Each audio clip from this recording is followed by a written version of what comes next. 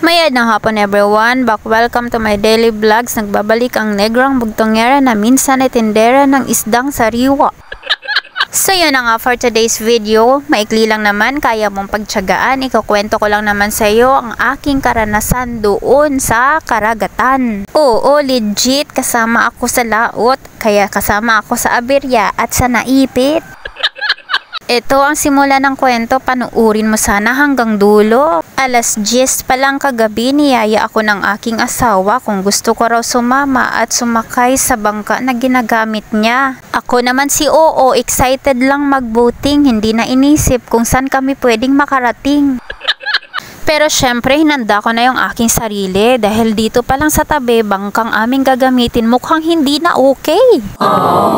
Pero wala namang imposible sa taong nagpipray at sa kanya lang naman namin itinitiwala ang maaaring sa amin ay mangyari. Isisingit ko lang pala itong mga isdang huli ni Tatay Ano. Pwedeng prito, gataan, sabawan, yan ang masarap dyan na luto. So atin ang balikan ang kwento ko sa gitna ng karagatan. 30,000 minutes yata nung kami nakarating sa gitna, siya namang paghinto ng kusa nitong aming bangka. Buti na lang nagliliwanag pa ang buwan, kaya nakapagdesisyon ng asawa ko na doon ang panghuhuli ay amin nang simulan. Ay, aba naman, ano pang iniintay mo dyan? Ihulog mo na yan! At mukhang sineswerte yata ang asawa ko dahil ilang saglit lang may pusit agad na sumabit sa kanyang bingwit. Wow! Kaya naman, kaligayahan ko'y abot-abot hanggang langit. Ay, abo!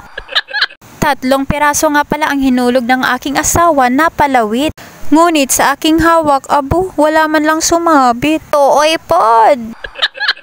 Anyways, hindi naman ako ganun kabilis sumuko. Lalo't sa bawat hulog at hila ng asawa ko, laging may pusit na sumasama dito. Sana all pod. Nga pala, pasensya na kung iba nakikita nyong video sa kwento ko. Hindi naman kasi pwedeng dalhin ang cellphone sa karagatang madilim, kaya pasensya na, friend. Pero sa pagkain ko nitong mangga, ito ay naka-live din, kaya pwede nyo akong sabayan na kumain. O siya, tuloy na natin ang kwentong laot. Iyon ay hindi natin pwedeng putulin.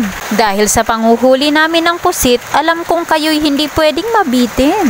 At nung kami nga ay nakarami na, sa tansya ko'y mga kalahating kilo. Abaloko, ang mga rumba ay umaarangkada. Naanimoy taong humahangos kapag lumalangoy. Kaya agad ako napatanong sa asawa ko kung dito sa gitna ng dagat ay mayroon din bang syukoy. Uy, hindi. Bakit naging horror? Para po sa kabatiran nyo, ang rumba ay dolphin sa karaya. Oh, napaisip kayo. Baligtarin nyo na lang para tayo magkakaintindihan. Sila ay hindi dapat katakutan, bagkus ay kaaaliwan. Pero maibubulong din ako sa inyo nung sila'y nasa laot, syempre nakaramdam din ako ng konting takot. Sabi ng asawa ko, pusit daw ang kanilang target, pero syempre pwede rin nilang banggain yung bangka na sinasakyan namin. Kaya naman aking pagkakaupo ay dumausdus at sumalampak sa paanan. Kasi 'di ba nakakatakot din naman. Na-imagine ko tuloy yung mga palabas sa TV, nag-overthink tuloy ako Pero hindi, tayo mag-back na sa reality. Nung medyo dumalang na ang huli, nagpasya ang aking asawa na kami ay lumipat naman sa ibang parte. Pero alam nyo ba na sinintuan ng aming bangka ay hindi na kami doon nakapwesto. Inilaot kasi kami ng malakas na hangin doon sa halos daanan na ng barko. Ay abo, ang layo na namin, susmiyo. Pero tuloy lang natin doon sa pinaka main topic nitong aking kwento. Pagka-start nga ng aking asawa sa motor ng bangka, hindi nga ito gumagana. Ay abo, siguro nakasampu na siya bago tumigil at sumuko. Kaya naman, sabi niya, pagpahingahin na muna natin, baka lumamig lang dahil sa ihip ng hangin. Bumilib nga pala ako ng slight kasi nung nagtanong ako ng oras, tumingin lang siya sa langit, alauna medyo na agad ang kanyang nasambit. Wow! Wow, diba hanep? So yun na nga, kada 24 hours, nagpasyasang kami ay lumipat. Ang kaso, hindi nakisama ang makina ng aming baroto. Kaya naman, sa kada 10 subok, dun siya tumitigil at sumusuko. Oy, baka inyong nakalimutan na ang ating pinag-uusapan ay doon sa pihitan ng motor ba? Unsa man na siya, oy? Ang amin tuloy kagustuhan na magpalipat-lipat ng pwesto ay hindi na naisakatuparan. Kaya naman tuloy lang sa paghuhuli ng pusit itong aking darling my love so sweet. Woo! Inabot nga pala kami ng alas 3:30 ayon sa malaking bituin na sumilay at sa amin ay nagpakita.